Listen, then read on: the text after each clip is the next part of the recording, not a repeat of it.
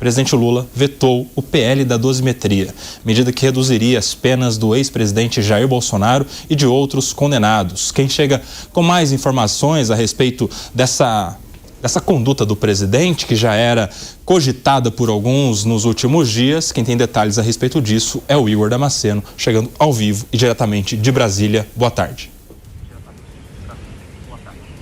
Oi, Kobayashi, boa tarde a você, a todos que estão aí no estúdio e a todos que estão nos acompanhando aqui no nosso 3 em 1. Pois é, o presidente Lula contrariou o Congresso Nacional e vetou integralmente o PL da dosimetria, que é o texto que reduz as penas para condenados em 8 de janeiro de 2023. E o presidente Lula escolheu a ocasião onde tem 3 anos, se faz 3 anos dos ataques antidemocráticos aqui nas instituições em Brasília, na Praça dos Três Poderes. Hoje de manhã houve um evento em alusão a esses ataques no Palácio do Planalto e o presidente Lula aproveitou a oportunidade para vetar o projeto de lei que beneficiaria aqueles que justamente marcaram o 8 de janeiro de 2023. Nós já tínhamos um bastidor que era trazido aqui na tela da Jovem Pan já há algumas semanas. Esse bastidor era de que o Lula realmente ele iria vetar esse texto na íntegra por 2 motivos. Primeiro, porque o texto beneficiaria o principal inimigo político do presidente Lula, que é o ex-presidente Jair Bolsonaro. E segundo, porque Lula não queria se queimar com o eleitorado dele justamente em um ano eleitoral. Se ele não vetasse esse texto, então seria como ele estaria aceitando a imposição do Congresso Nacional. Foi o que me explicou uma fonte no Palácio do Planalto. Agora, essa mesma fonte me trouxe um outro bastidor. Me disse que os auxiliares do presidente Lula o orientaram a não vetar o PL da dosimetria durante o evento em alusão aos 3 anos dos ataques antidemocráticos de 8 de janeiro de 2023. E por que isso? Porque seria visto como uma provocação ao Congresso Nacional. Primeiro que Hugo Mota e Davi Alcolumbre, presidentes da Câmara e do Senado, respectivamente, não compareceram ao evento de hoje de manhã, mostrando que aquelas rusgas, aquele distanciamento do ano passado ainda dura no início de 2026. E segundo que o presidente Lula, então, vetou esse texto justamente durante a cerimônia que lembra esses ataques, então seria visto como uma provocação e isso poderia enfraquecer Lula politicamente no Congresso Nacional em um ano extremamente importante, que é o ano das eleições, o qual ele já se colocou como pré-candidato à recondução da presidência. Lula não acatou essa orientação de seus auxiliares e vetou na íntegra esse texto. Claro que ele foi ovacionado por aqueles que estavam presentes nessa solenidade lá no Palácio do Planalto. Lula falou ainda que aqueles que acreditarem no negacionismo vão continuar perdendo. Vamos ouvir esse trecho. As previsões pessimistas, todas as previsões pessimistas faladas no mês de janeiro, que as coisas não iam dar certo no Brasil, todas foram derrotadas. Todas as previsões foram derrotadas. E quem estiver apostando outra vez no negativismo vai perder outra vez. Vai perder outra vez. Então, companheiros, esse ato de hoje é uma exaltação, sabe? É esse momento que estamos vivendo. É esse momento de manutenção do Estado de Direito Democrático, ao acompanhar o comportamento da Suprema Corte, que foi um comportamento magistral e que não se submeteu aos caprichos de ninguém. Bom, vocês ouviram o presidente Lula enaltecendo aqui o Supremo Tribunal Federal por condenar os envolvidos nos ataques antidemocráticos, mas o que se fala em outros corredores daqui de Brasília é que o STF pesou a mão nessas penas. São penas duras demais e por isso o PL da dosimetria foi aprovado. Lá, durante a cerimônia, o presidente Lula mais uma vez defendeu o STF, dizendo que todos os condenados, eles foram julgados com transparência e receberam a pena que a Constituição garante que deve aplicar. Vamos ouvir. Todos eles tiveram amplo direito de defesa. Foram julgados com transparência e imparcialidade. E ao final do julgamento, condenados com base em provas robustas e não com ilegalidades em série, meras convicções ou pontos fajutos. Por isso, quero parabenizar a Suprema Corte pela conduta irrepreensível ao longo de todo esse processo.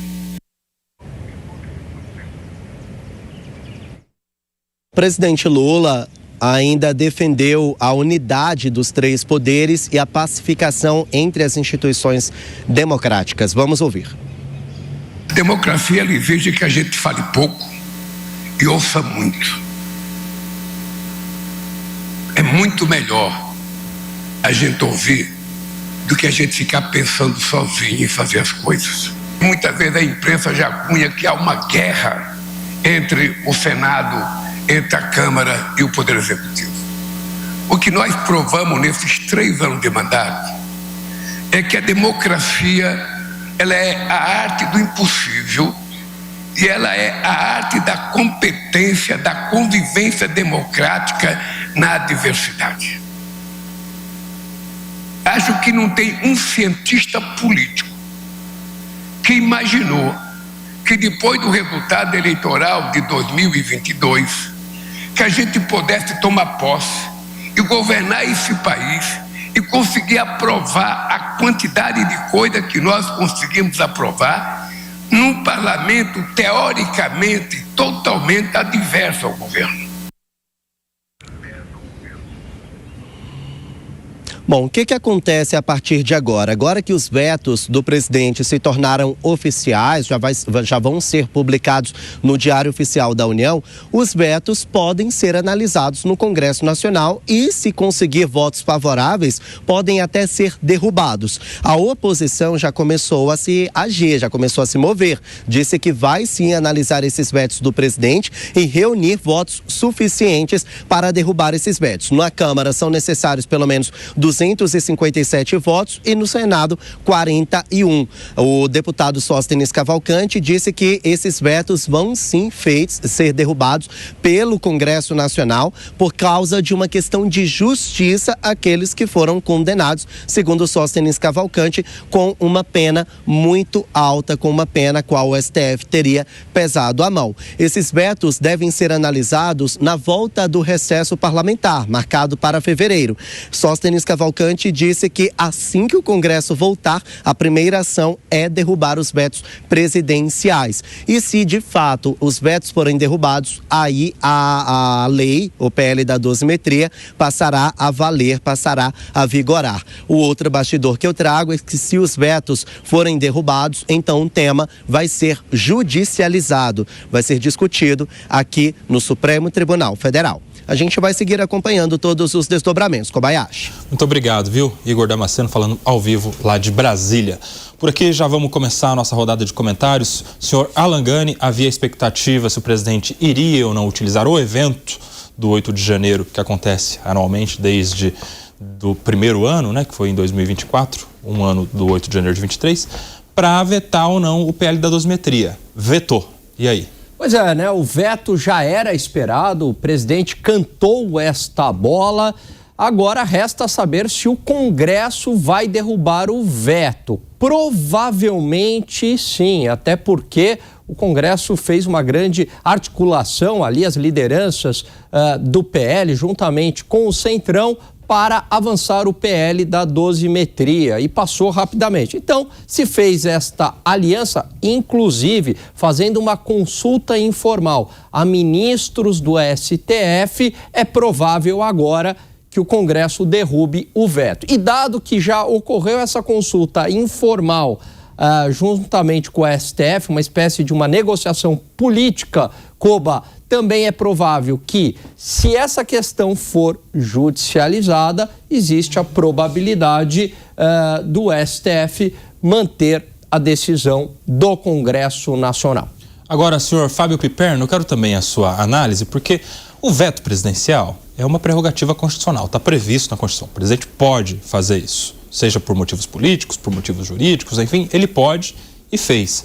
Mas não é um pouco contraditório, não é curioso que o presidente vete um projeto aprovado por maioria absoluta, tanto na Câmara quanto no Senado, em um dia em que está se celebrando, em tese, a democracia? Ele não é obrigado a concordar com essas decisões, até porque, do ponto de vista legal, ele tem todo o direito, enfim, de fazer isso. E também do ponto de vista político. Veja, isso era a crônica isso é a confirmação da crônica de um veto anunciado. Todo mundo sabia que o presidente ia fazer isso, até porque foi dito isso com todas as letras antes.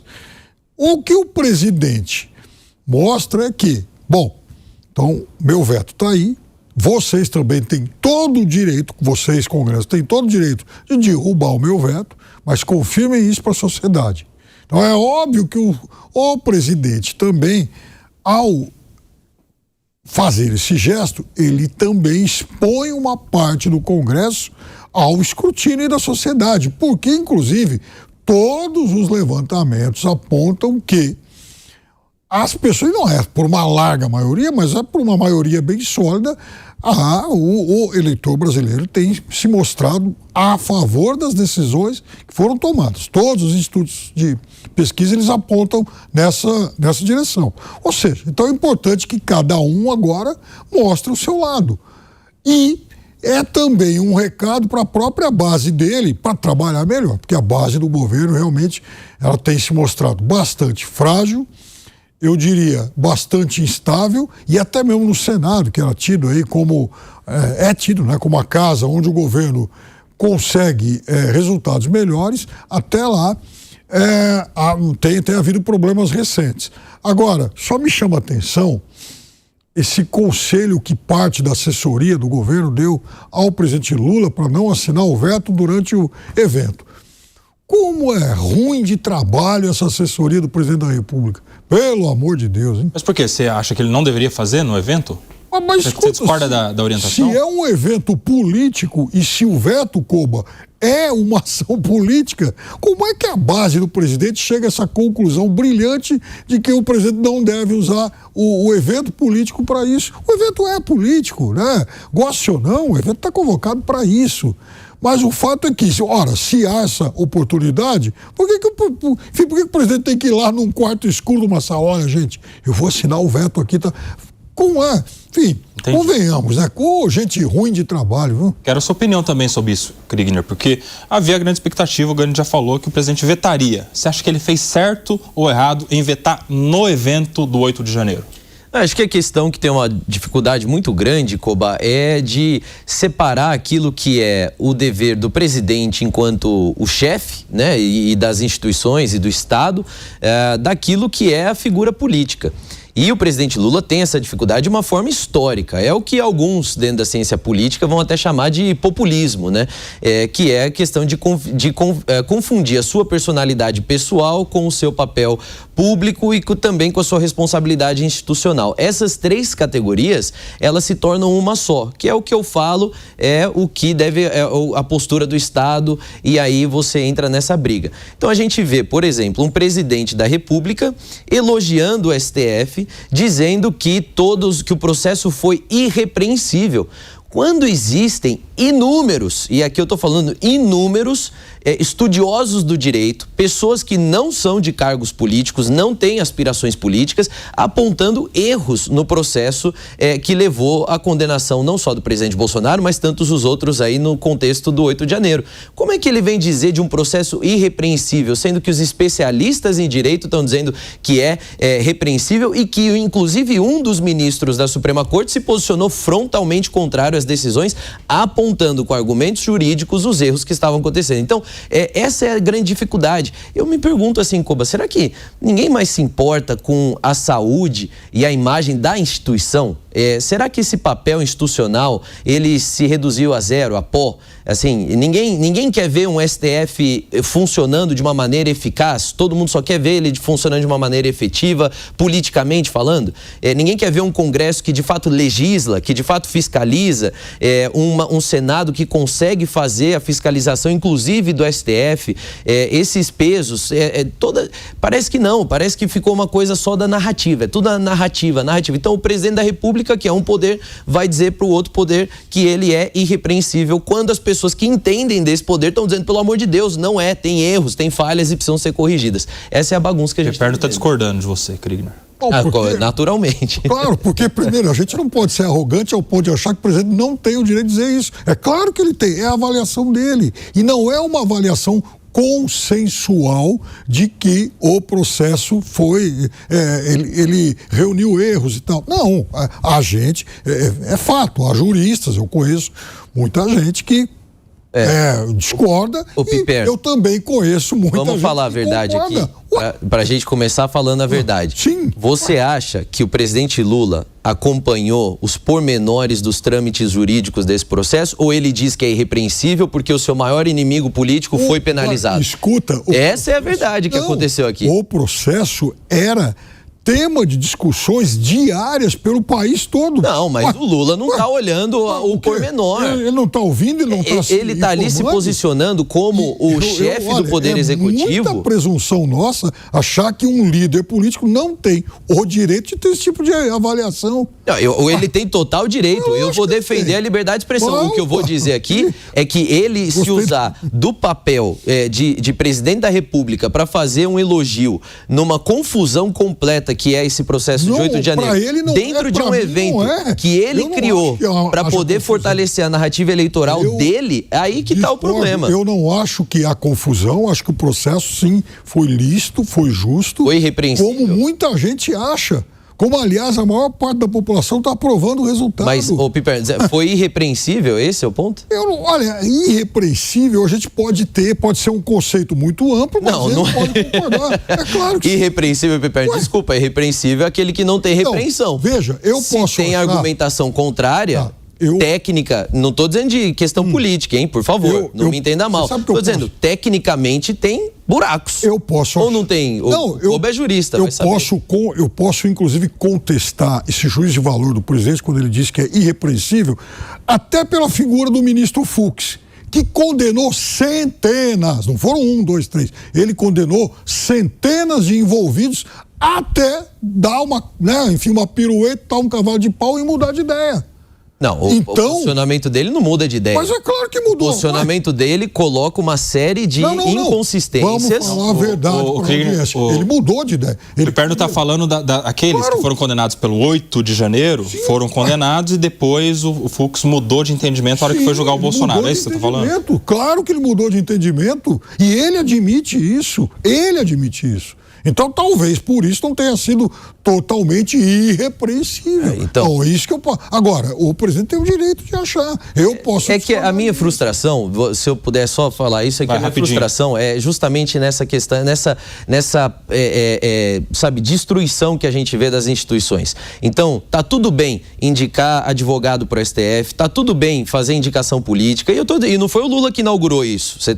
Não vou falar isso não, mas é uma banalização, sabe? Então fica aquelas coisas que fica completamente... é presidente de partido, ex-presidente de partido sendo ministro. Então, quem é que acredita que as decisões do STF, quem é que consegue acreditar que as decisões do STF não são politizadas? Ninguém. E na oportunidade de trazer um pouco mais de técnica, de argumento jurídico, não se faz isso. Eu tenho uma posição que talvez seja até similar à sua, porque eu aponto sempre para o fato de que todos os presidentes da República que eu me recordo, do Fernando Collor para cá, eles indicaram para a Suprema Corte auxiliares. Por exemplo, o ministro da Justiça, Bolsonaro, está lá. É horrível. O ministro isso. da Justiça, Você não acha horrível isso? Está lá. Então, eu defendo a tese de que deveria haver uma trava para isso, por força de lei, tal, de que um presidente da República, qualquer que fosse ele, passasse a ter algum impedimento para indicar